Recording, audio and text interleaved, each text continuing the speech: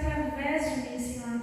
Tanto comigo quanto com cada um de nós que estamos aqui, Senhor. Cada pessoa que estiver ouvindo, Senhor, não ouçam a Amanda falando, mas ouçam o seu Espírito Santo falando através da Amanda, Senhor. Eu te peço, Senhor, esteja aqui, Senhor, neste momento e preencha os nossos corações com o seu amor. Que a gente saia daqui, Senhor, diferente de quando entramos, Senhor. Que a gente saia daqui com a sua presença, Senhor, preenchidos com o seu amor e com o seu cuidado. Em nome de Jesus. Amém. Amém.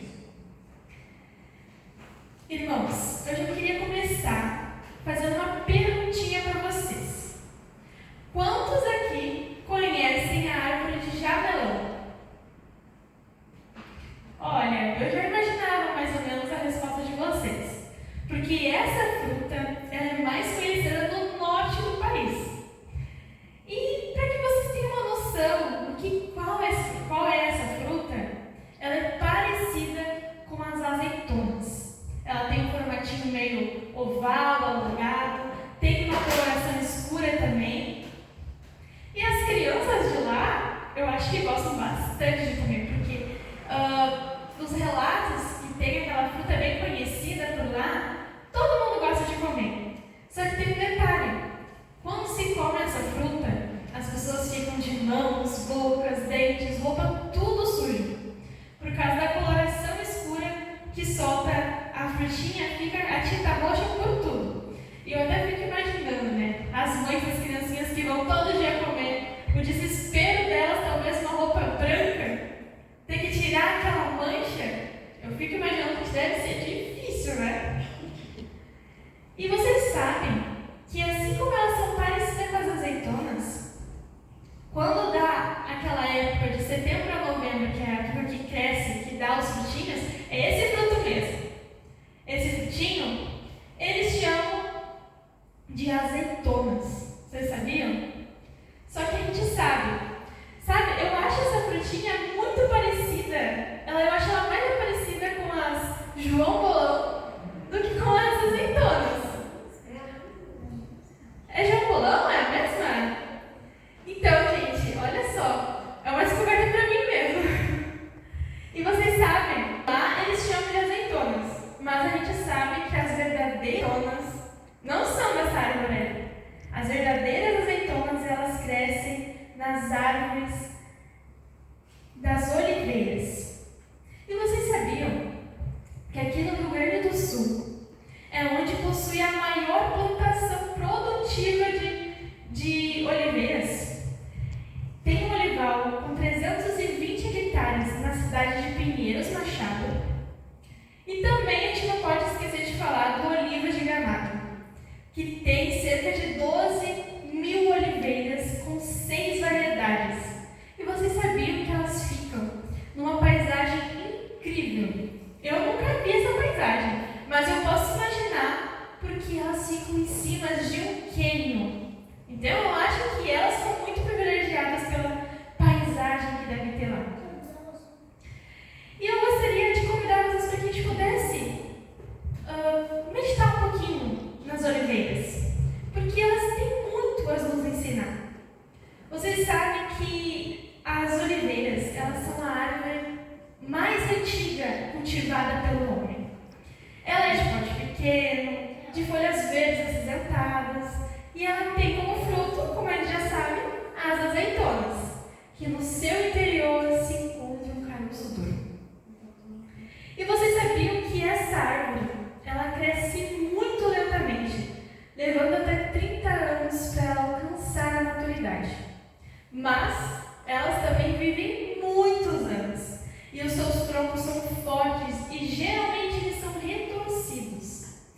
E eu gostaria que vocês prestassem atenção e guardassem esses troncos retorcidos, porque logo depois a gente vai voltar a falar sobre eles. E vocês sabem que antigamente as oliveiras, elas eram consumidas em conservas ou elas eram esmagadas. Só que elas eram usadas também, quando esmagadas, para combustível de candeeiro, que hoje em dia a gente não usa mais,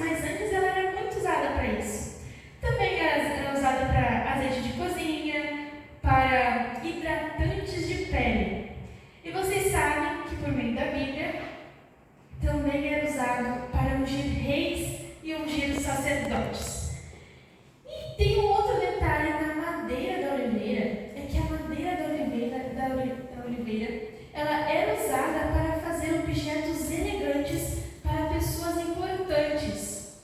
E o próprio Deus quis usar a madeira da oliveira no templo dele, na casa dele. Porque o Senhor pediu que fossem feitos os querubins e as portas do templo com esta madeira. E eu já acho a oliveira muito privilegiada por tudo isso. Mas vocês sabem que elas são marcadas por forte conotações simbólicas, sabe por quê? Porque a habilidade que elas têm de se regenerar quando elas são cortadas, ou então quando elas são queimadas, elas começam a brotar a partir da raiz, torna as oliveiras a maior representação de persistência, perseverança e resiliência. Eu acho muito fantástico isso. Que nem a gente tinha falado antes ali, sobre no seu frutinho, sobre as azeitonas ter carocinho duro no meio. Eu gosto de trazer isso um pouquinho para nós também, porque estudando sobre as oliveiras, eu vi que em vários aspectos somos parecidos com elas. E talvez, hoje em dia, possa ter alguém aqui que está no seu interior com um coração de pedra. Mas a boa notícia é que Jesus, Ele quer transformar esse coração de pedra em um coração de carne. Assim como Ele fala lá em Ezequiel 36, 26. E agora, vamos finalmente para a mensagem. Vamos falar então sobre uma noite de maior sofrimento para Jesus. E sabe o que é mais interessante? É porque essa noite de maior sofrimento foi passada no meio de uma plantação de azeitonas. E esse relato, eu quero que, se alguém puder ler para mim, está lá em Mateus 26, 36 ao 45. Mateus 26, 36 a 45. Então, Jesus foi com seus discípulos para um lugar chamado Getsêmani. Eles disse: sentem-se aqui enquanto vou ali orar. Levando consigo Pedro e 2 filhos de Zebedeu, começou a entristecer-se e angustiar-se.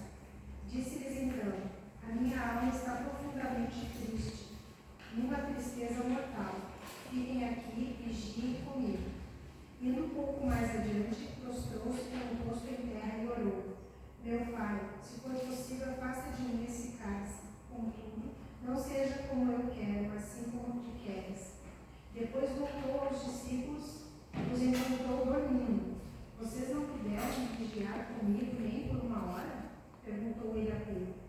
Vigiem e orem, porque não caiam em tentação. Para que não caiam em tentação. O espírito está pronto, mas a carne é fraca. E retirou-se outra vez para orar. Meu Pai, se não for possível afastar de mim este cálice, sem que eu o beba, faça-se a tua vontade. Quando voltou de novo, os encontrou dormindo, porque seus olhos estavam pesados. Então os deixou novamente e orou pela 3ª vez, dizendo as mesmas palavras. Depois voltou aos discípulos e lhes disse: vocês ainda dormem e descansam? Chegou a hora. Eis que o Filho do Homem está sendo entregue nas mãos de pecadores. Levantem-se e vamos. Aí vem aquele que me trai.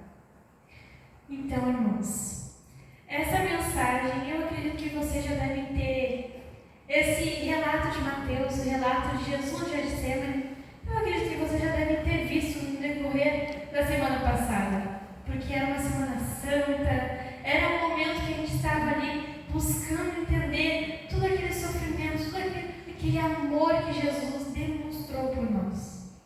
Mas não é só em época de Páscoa, em época de Sexta-feira Santa, que a gente tem que relembrar esses momentos. A gente tem que lembrar esses momentos durante todos os dias da nossa vida, porque é com base nesse grande amor que Jesus teve por nós, de que Ele nos amou primeiro, que a gente pode amar Ele também.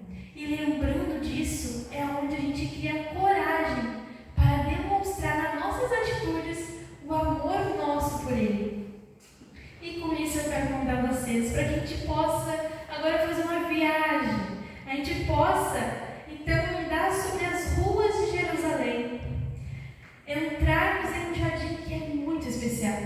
o jardim do Getsemane, e ele fica localizado bem no início do Monte das Oliveiras.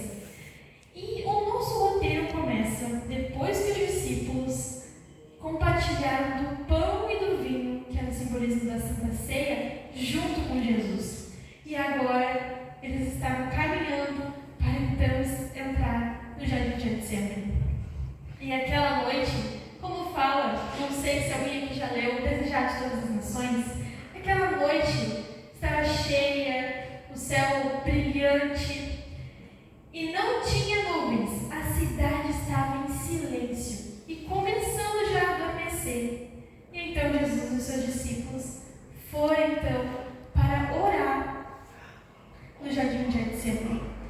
E o mais interessante é que Jesus, ele não foi somente orar naquele momento. Jesus, ele fazia todos os dias a sua comunhão com Deus. Mas naquele momento, ele estava se sentindo angustiado. E olha só, como de costume, lá em Lucas 22, 39 a 41 diz: Jesus foi para o Monte das Oliveiras e seus discípulos o seguiram. Chegando ao lugar, ele lhes disse: orem para que vocês não caiam em tentação. E se afastou deles a uma pequena distância. Irmãos, Jesus tinha as suas práticas espirituais bem arraigadas nele. Mesmo que ele viajasse de aldeia em aldeia, de cidade em cidade, sempre tinha, todos os dias, um momento a sós com Deus. Porque assim como ele ia, pregava a palavra de Deus, levava o amor de Jesus, o amor do Pai para todas as pessoas, ele também precisava se abastecer desse amor. Então, ele sempre se retirava e tinha comunhão com Deus. Ele sempre priorizava esse tempo de conversa com o Pai. E vocês? Vocês têm o hábito de todos os dias ter essa comunhão com Deus? Desenvolver esse relacionamento assim como Jesus tinha? Sabe, Paulo, ele já nos convidou lá em Efésios, assim: orem no Espírito em todas as ocasiões, com toda oração e súplica. Tendo isso em mente, estejam atentos e perseverem na oração por todos os santos. Aqui ele falou só em um versículozinho, ele falou várias vezes para que a gente ore, para que a gente tenha essa comunhão com Deus. E vocês sabem, assim como Jesus, que é o nosso exemplo, e tinha todos os dias comunhão com Deus, ele estava todos os dias ligado ao Pai, a gente também precisa, como pequenos cristos aqui na Terra, estar sempre ligados ao Pai. Porque Jesus demonstrou em todo momento que estar ligado ao Pai é ter de fato o poder. Quando ele estava sem comer por 40 dias e foi tentado pelo inimigo, como que ele venceu? Porque ele conhecia a palavra de Deus e ele usou somente a palavra de Deus para vencer o inimigo. É assim que a gente vence qualquer tentação e qualquer dificuldade da nossa vida, tendo a palavra de Deus no nosso coração, na nossa mente. Não é só ter uma Bíblia e dizer: eu tenho a palavra de Deus, mas é ter ela aqui, em qualquer momento, em qualquer circunstância que a gente esteja, que a gente não envergonhe o nosso Deus, mas se Ele precisar que a gente fale do amor dele para alguém, a gente saiba falar e a palavra esteja na ponta da nossa língua, porque a gente teve comunhão com Ele em busca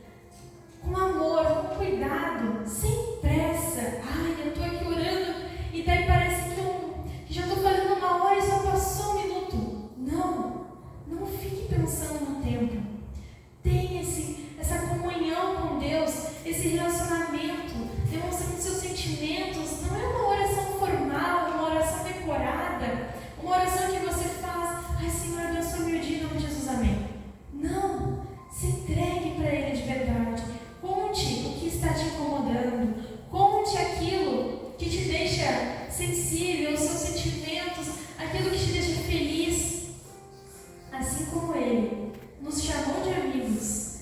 E lá em Apocalipse 3:20, Ele diz que se a gente abrir a porta do nosso coração, Ele quer entrar e cear conosco como amigos. Ele quer que a gente tenha esse momento de comunhão com Ele. Assim como Ele nos chamou de amigos e confiou tudo que o Pai falou a Ele, que a gente possa confiar tudo de nós a Ele. Porque Ele é um amigo fiel. Ele jamais vai nos deixar na mão. Ele nunca vai falhar conosco. Ele é o amigo que você mais pode confiar aqui. Em qualquer lugar que você vá, Ele vai estar contigo. E Ele promete estar do seu lado. Ele promete estar com você. Basta você se aproximar dEle. Basta você pedir a Ele que esteja contigo. E então, lá em Mateus 26, no verso 38, diz assim: a minha alma está profundamente triste, numa tristeza mortal. Fiquem aqui e vigiem comigo. Olha só, aqui a gente vê um suplicante pedido de Jesus a Pedro, Tiago e João, os seus 3 amigos mais íntimos. Ele chamou os seus amigos para orar com ele. E o pedido dele fazia todo sentido, porque ele estava angustiado, ele estava prestes a enfrentar a mais terrível luta, que era cumprir a parte mais importante da sua missão: morrer pelo pecador, salvando ele do inimigo. Imagina só, ele então deixou seus amigos ali orando e foi para ter uma comunhão só ele e Deus. Foi orar ali, prostrado em terra, buscando Deus, pedindo ao Senhor. Ele fez essa oração 3 vezes, suplicando a Deus para que, se fosse possível, afastasse dele aquele cálice, mas, contudo, que fosse feita a vontade de Deus. Sabe, essa oração que ele tinha feito deixa bem claro que ele não queria passar por aquilo. E realmente ele não merecia passar por aquilo. Mas o mais interessante disso não era que ele não queria passar por aquilo porque ele estava com medo de morrer ou ele estava com medo de sofrer. Na verdade, ele estava se sentindo separado do Pai por causa dos nossos pecados. Os nossos pecados que hoje em dia a gente comete sem ter uma advertência ali na hora, sem ter o peso daquele preço que o pecado nos traz, que é a morte. Todo esse peso, todo aquele preço foi cair em cima de Jesus. E por causa dos nossos pecados, ele começou a sentir a separação do Pai. E o anseio dele de sair daquilo, a vontade dele de não passar por aquilo, não era pela morte, mas era porque ele tinha medo de não estar mais ligado com Deus. Vocês sabem, Jesus tinha a sua comunhão com Deus todos os dias. E era tão importante, era tão bom estar ligado com o Pai, que ele não queria ficar desligado do Pai. E era por causa disso que ele não queria beber do cálice do sofrimento. E hoje em dia, a gente fica brincando de ser cristão. Hoje em dia, a gente deixa Deus por último, a gente deixa Deus no cantinho, ou a gente deixa Deus na caixinha de pedido. Quando eu preciso de alguma coisa, eu vou lá, abro a caixinha, faço meu pedido, fecho a caixinha e volto a fazer as minhas coisas. Não, o nosso Deus, ele não é um gênio da lâmpada mágica, que só realiza os nossos desejos quando a gente precisa. Ele é o nosso Deus, Todo-Poderoso, que está aqui como nosso Pai. Se você sente falta de um Pai, ou se você tem um Pai presente, pense, o seu Deus é muito mais Pai do que qualquer Pai que você conheça. E Ele está cuidando da gente em todos os momentos. Ele está com a gente em todos os momentos. Ele quer ser de verdade o nosso amigo íntimo, o nosso amigo chegado, aquele amigo que você confia e conta tudo, pede conselho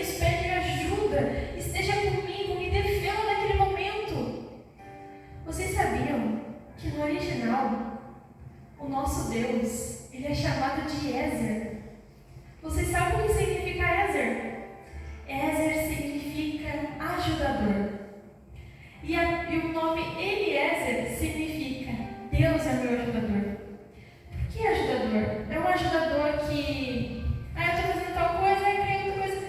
Pega aí para mim que caiu. Não. É um Deus que vai lá e nos resgata realmente. A gente está fazendo tal coisinha ali, vou tropeçar, ele vem e nos ajuda. Ele vem e nos cuida. Ele nos ajuda de verdade. E esse Deus, ele quer estar junto conosco todos os dias. E olha só, por causa dos nossos pecados, vamos analisar um pouquinho o que Jesus estava passando no jardim de Getsêmani. Assim como as oliveiras que dão seus frutinhos ali, as azeitonas, e as azeitonas, quando esmagadas para extrair o óleo, o extra virgem, o melhor óleo que possa existir, eles passam pelaquela prensa, a prensa esmagadora. E é a mesma coisa que Jesus estava passando naquele jardim. Ele estava sendo a sua alma, o seu coração, o seu corpo, todo ele estava sendo prensado. Tudo isso por amor a nós. A gente acha que o sacrifício de Jesus só foi ele ter sofrido fisicamente por nós, só foi ele ter morrido na cruz por nós. E não é só foi, porque isso já foi uma grande coisa. Mas tudo já começou quando ele estava aqui, na mente dele, com aquela sensação de sentir o peso dos nossos pecados, de sentir o peso do que a gente deveria sentir. Ele estava sofrendo por nós. E até nisso entra a parte do Ézer, até nisso entra a parte do ajudador. Porque eu não aguentaria passar por isso. Eu já tenho enxaqueca no dia normal. Passo por algum estresse pequenininho, já fico com aquela dor de cabeça, aí eu tenho que ficar no escuro, eu tenho que ficar quietinha. E Jesus estava lá, firme e forte, não dormiu aquela noite inteira, porque além de ele ter ficado orando ali, além de ele estar ficando clamando para Deus, que ele não queria passar por aquilo, mas contudo, fosse a vontade de Deus, depois disso a vontade de Deus foi com que ele morresse por nós. Ele foi levado então para ser acusado, e aquela madrugada toda ele foi sendo acusado por coisas que ele não fez, para então no outro dia ter sido espancado por nós, ter levado aquela cruz pesada por nós. Eu fico imaginando tudo isso e eu acho que eu não passaria nem pela prova do jardim de Getsêmani, porque eu sei que eu sou fraca, qualquer coisinha eu já me estresso, eu já não tenho força, minha pressão cai. E nisso, o meu ajudador, o meu resgatador, veio como um pai amoroso. Não te preocupa, filha. Eu sei que você errou, mas você é minha filha. Não te preocupa.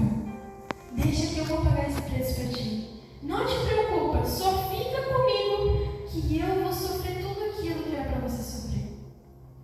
E como um pai que cuida dos seus filhinhos e se precisar sofre por eles, o nosso Deus se fez como humano para ele sofrer por nós. O mais interessante de tudo é que Jesus, ele veio passar todas essas angústias sentimentais da mente, com a sua mente perturbada, no jardim de Getsêmani. Ele escolheu o jardim de Getsêmani. E você sabe o que significa o jardim de Getsêmani? Significa prensa de azeite, um lugar de prensagem.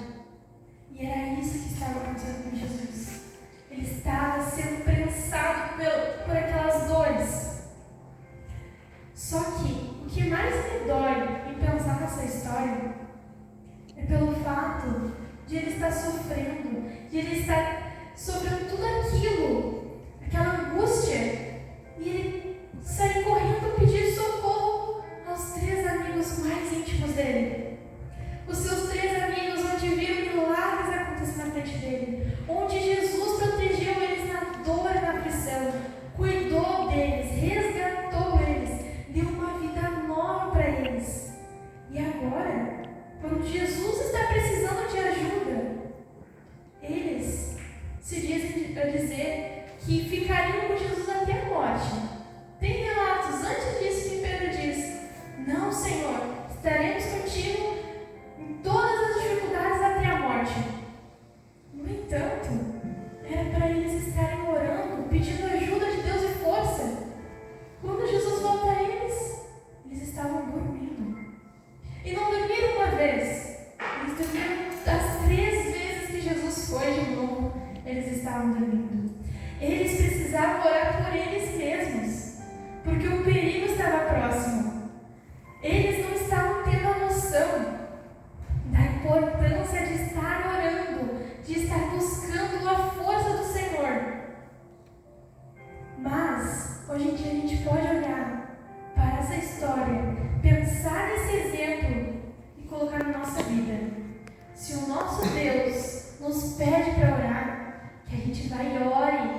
Se nosso Deus nos acorda de madrugada, não vá dormir de novo.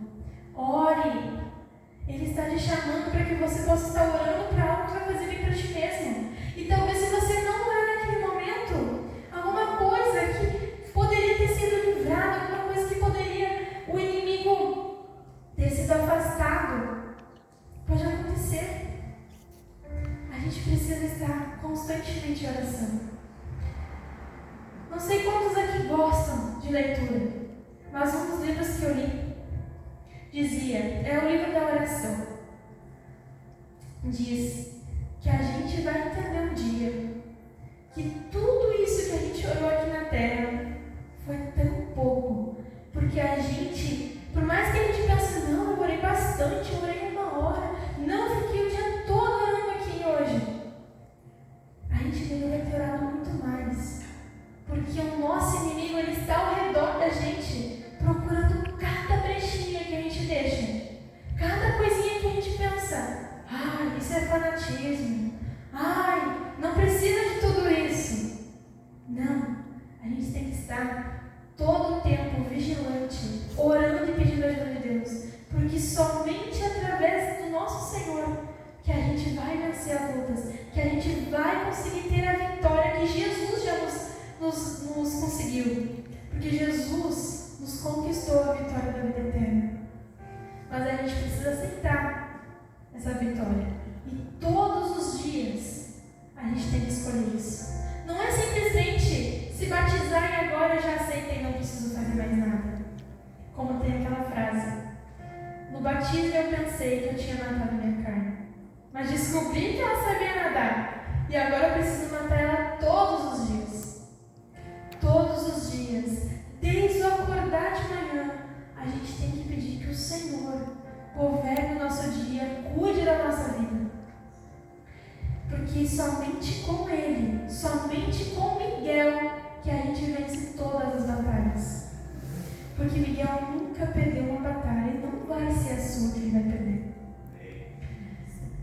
Vocês sabem o segredo de Jesus ter conseguido vencer, ter sido bem sucedido no jardim de Getsêmani, e o motivo pelo qual os discípulos falharam é exatamente isso que eu falei: vigiar e orar.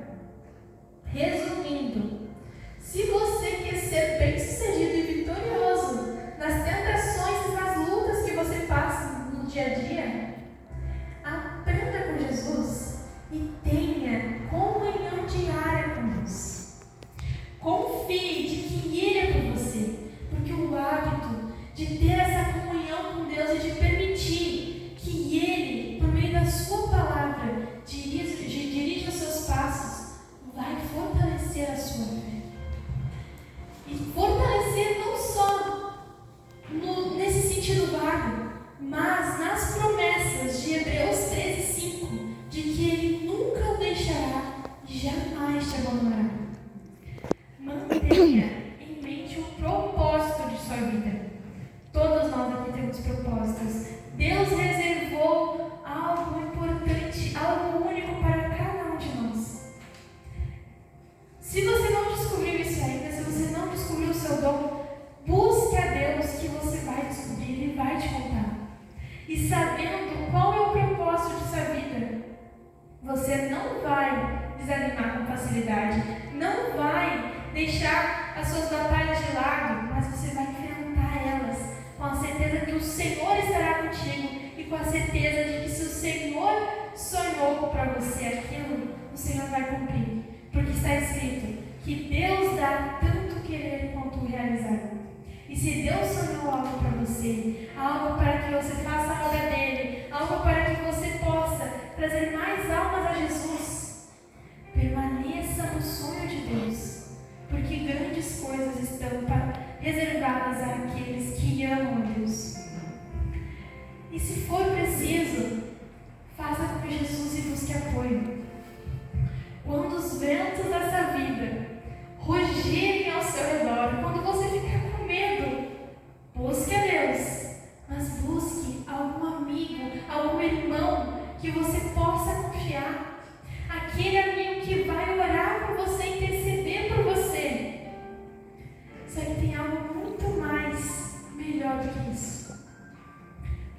você pode ser essa rede de apoio.